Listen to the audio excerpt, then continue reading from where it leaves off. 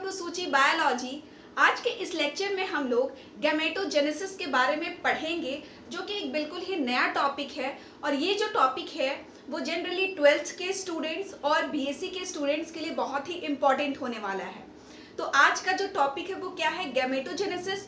और गैमेटोजेनेसिस में हम लोग देखेंगे कि दो टाइप होते हैं। फर्स्ट तो होता है स्पर्मेटोजेनेसिस एंड सेकंड होता है oogenesis। तो आज के लेक्चर में हम लोग फर्स्ट जो टाइप होता है स्पर्मेटोजेनेसिस उसके बारे में हम लोग पढ़ेंगे और नेक्स्ट लेक्चर में हम लोग oogenesis के बारे में देखेंगे। ठीक है, तो चलिए स्टार्ट करते हैं। तो जो गैमेटोजेनेसिस होता है उसका मतलब क्या होता है, उसकी एक जो सिंपल डेफिनेशन की अगर हम लोग बात करें तो एक सिंपल डेफिनेशन क्या हो सकता है, the process of formation of haploid gamete that is sperm in males and ova in female is known as gametogenesis।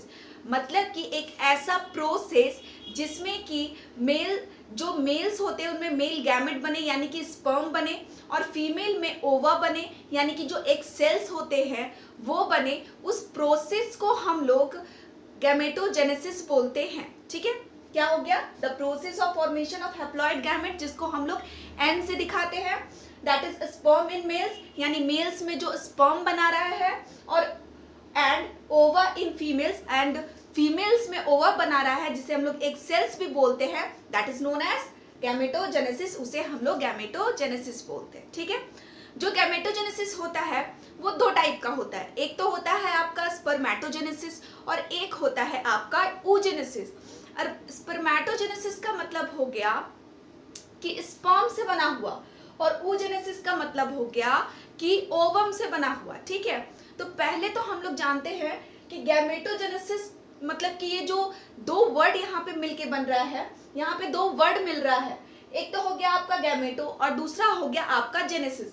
गैमेटो का मतलब हो गया कि आपका जो गैमेट है, जो गैमेट सेल्स है, चाहे वो मेल हो, आपको पता है कि गैमेट दो होते हैं, वो या तो मेल होंगे या तो फीमेल होंगे। ठीक है, तो यहाँ पे दो वर्ड मिलके बन रहा है गैमेटो एंड जेनेसिस। तो यहाँ पे दो टाइप है, टू टाइप्स ऑफ गैमेटोजेनेसिस। पहला हो गया आपका स्पर्मेटोजेनेसिस एंड सेकंड हो गया oogenesis। स्पर्मेटोजेनेसिस में हम लोग मेल गैमेट्स के बारे में पढ़ेंगे और oogenesis में हम लोग फीमेल गैमेट के बारे में पढ़ेंगे। स्पर्मेटोजेनेसिस में जो स्पर्म होता है वो कैसे बन रहा होता है, स्पर्मेटो का मतलब हो गया जिसमें स्पर्म का फॉर्मेशन हो रहा है, जिसमें मेल गैमेट्स बन रहे हैं। ठीक है, और oogenesis में हो गया कि जिसमें ओवम का फॉर्मेशन हो रहा है। ठीक है, उसे हम लोग फीमेल गैमेट्स बोलेंगे।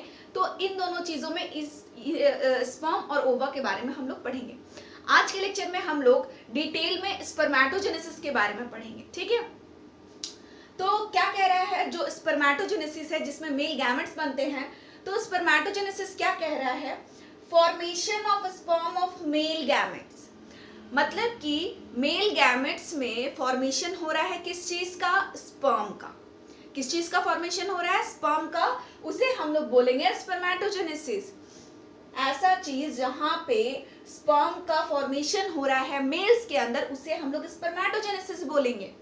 सेकंड पॉइंट क्या कह रहा है, स्पर्मेटोजेनेसिस स्टार्ट एट प्यूबर्टी। सबको पता है कि जो मेल्स में स्पर्म बनता है वो कब बनता है, eight the stage of puberty. तो ये जो स्पर्मेटोजेनेसिस की जो प्रक्रिया है वो कब स्टार्ट होगा, at the stage of puberty. ठीक है, स्पर्मेटोजेनेसिस कब स्टार्ट होगा, तो at the age of puberty. Third point क्या कह रहा है, it is the process in which spermatozoa produce from spermatogonium cell. ये जो प्रोसेस है इसमें क्या हो रहा है कि जो स्पर्मेटोजोआ बनता है वो प्रोड्यूस करता है स्पर्मेटोगोनिया सेल, जिसे कुछ जर्म सेल्स कहते हैं। ठीक है, तो ये पॉइंट ये कह रहा है। और इसमें क्या होता है कि 3 फेजेस होते हैं और हर फेज को हम लोग डायग्राम के थ्रू समझेंगे।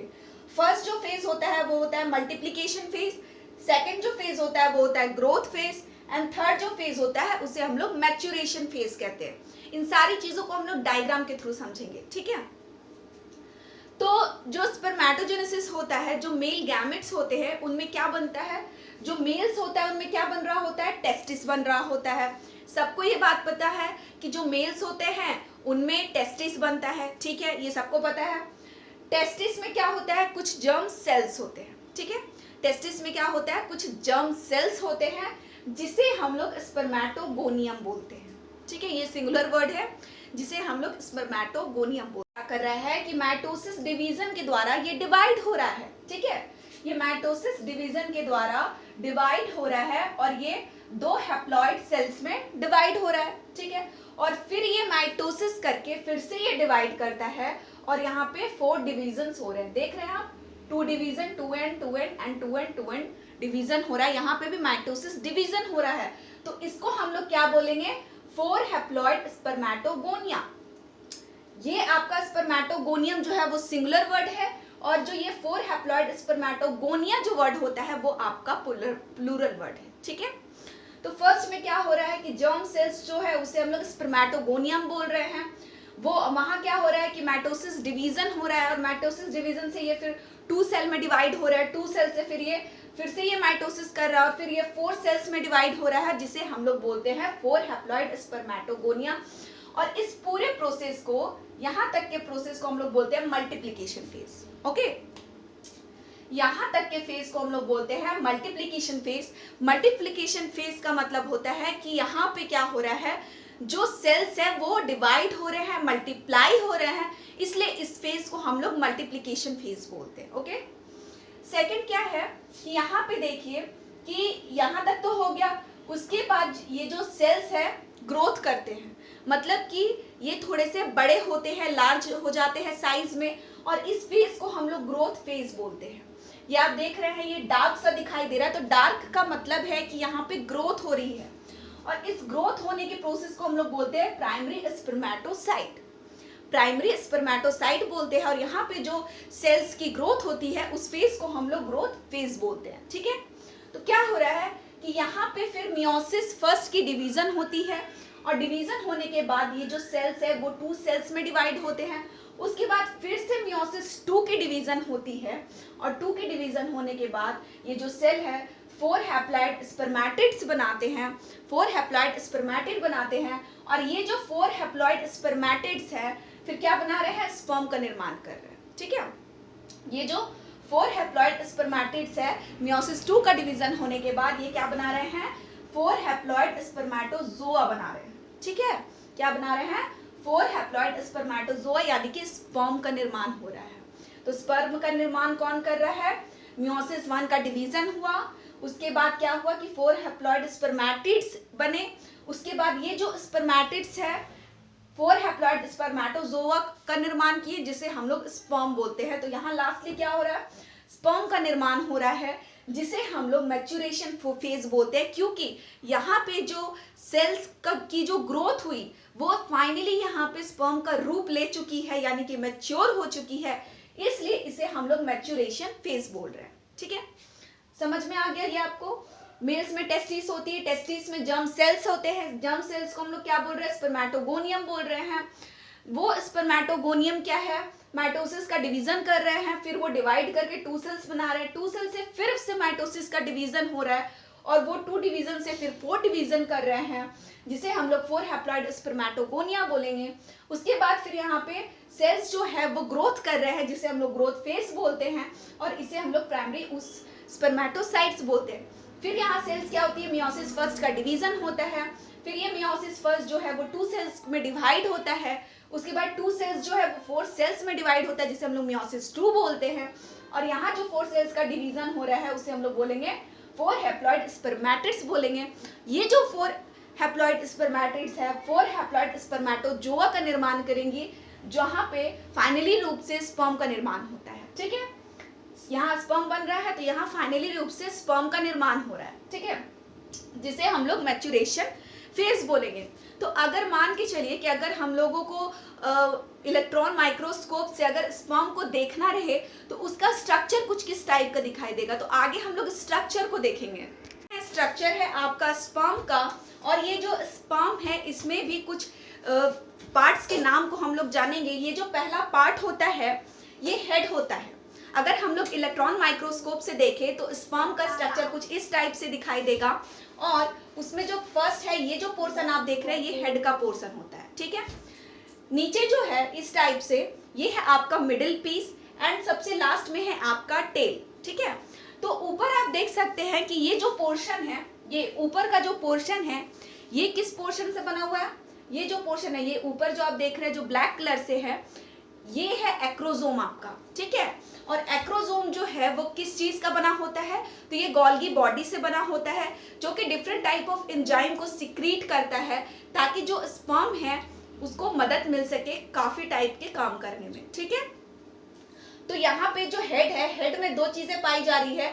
एक तो आपका एक्रोसोम है जो कि गोल्गी बॉडी से बन रहा है, जो कि डिफरेंट टाइप्स ऑफ एंजाइम को सिक्रीट कर रहा है।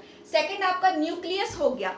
कोई भी सेल के अंदर जो केंद्रक होता है उसे हम लोग न्यूक्लियस बोलते हैं। तो यहाँ स्पर्म में भी केंद्रक पाया जा रहा है जिसे हम लोग न्यूक्लियस बोलते हैं, ठीक है। उसके बाद नीचे क्या है? नीचे जो मिडिल पीस है वो जो है वो माइटोकॉन्ड्रिया का बना होता है, ठीक है। ये जो है वो माइटोकॉन्ड्रिया का बना होता है जो कि न्यूट्रिएंट को प्रोवाइड कर रहा है। स्पर्म में आपको पता है कि कुछ ना कुछ न्यूट्रिएंट्स की ज़रूरत होती है ताकि जो स्पर्म है उसकी पावर बढ़ सके। तो वो न्यूट्रिएंट्स कहाँ से मिल रही है? तो वो न्यूट्रिएंट्स माइटोकॉन्ड्रिया से मिल रही है, ठीक है। ये जो स्पाइरल टाइप का जो शेप आपको दिखाई दे रहा है ये जो है वो माइटोकॉन्ड्रिया से बना होता है। लास्ट में अब क्या बच गया? लास्टली आपका जो ये पोर्शन है वो टेल होता है जो कि मूवमेंट प्रोवाइड करता है स्पर्म को। क्या प्रोवाइड करता है? मूवमेंट प्रोवाइड करता है। और ये जो मूवमेंट प्रोवाइड करता है तो किसकी हेल्प से कर रहा है? ये जो है सेंट्रियोल से बना होता है। और ये सेंट्रियोल से बनने के बाद क्या होता है? इसमें पावर्स हो जाती हैं जिसके वजह से जो स्पर्म है इजिली मूवमेंट कर पाता है। जब मेल और फीमेल का जब इंटरकोर्स, सेक्सुअल इंटरकोर्स होता है तो जब स्पर्म का इजैकुलेशन होता है और यूट्रस में जब जाता है तो यूट्रस में जाने के लिए स्पर्म को पावर की ज़रूरत होती है और वो पावर उसके टेल से ही उसको प्रोवाइड होता है, ठीक है। तो हम लोगों ने स्ट्रक्चर ऑफ स्पर्म को भी देख लिया। हम लोगों ने देखा गैमेटोजेनेसिस को देखा, फिर हम लोगों ने डायग्राम को देखा। 3 फेज होते हैं, multiplication, growth and maturation phase देखा, स्ट्रक्चर ऑफ स्पर्म को देखा। आई होप कि ये वीडियो आप लोगों को हेल्पफुल लगा हो। जिन लोगों को और भी टॉपिक्स पे वीडियो जाननी है वो प्लीज़ मुझे कमेंट कर सकते हैं, मैं उस पर ज़रूर आप लोगों के लिए वीडियो बनाऊंगी। और जिन लोगों ने मेरे चैनल को लाइक, सब्सक्राइब एंड शेयर नहीं किया है वो प्लीज़ मेरे चैनल को लाइक, सब्सक्राइब एंड शेयर करिएगा। तब तक के लिए थैंक यू।